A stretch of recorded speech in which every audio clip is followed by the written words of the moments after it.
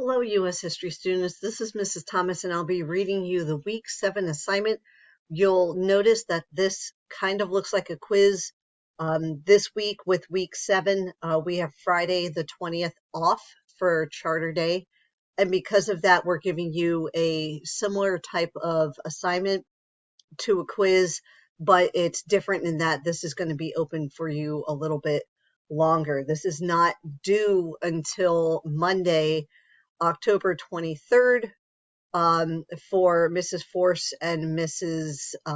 Thomas's students. Double check with Mrs. Whitmoyer and Mrs. Mensler about their due dates, but this particular assignment will be open a little bit longer than usual. So if you're wondering about the title of it, that was the explanation of it.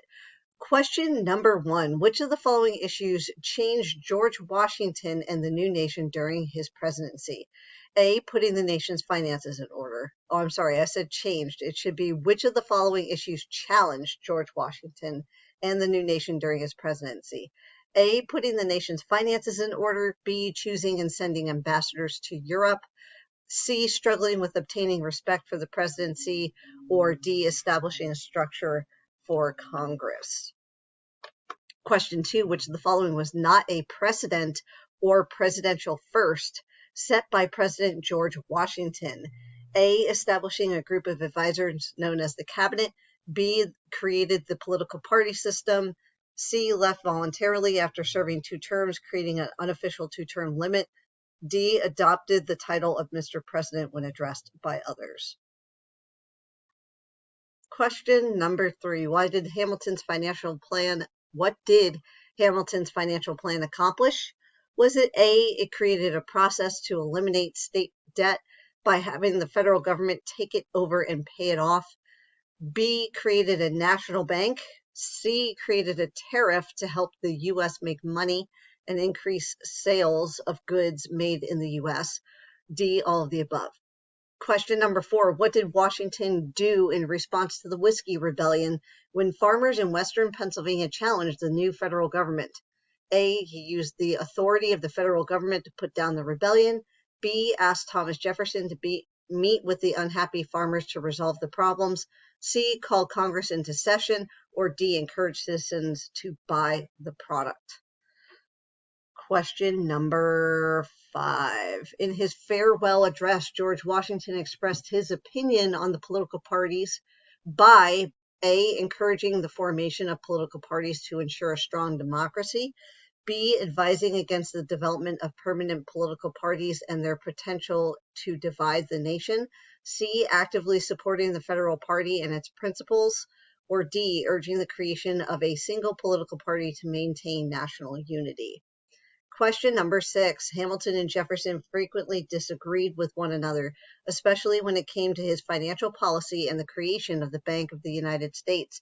What concept was at the center of this debate and was most responsible for causing the formation of 2 political parties? Was it A, tariffs on imported goods, B, delayed payments of pensions to soldiers who fought in the Continental Congress, C, the powers of the federal government provided in the Constitution, or D, how states should enter the Union?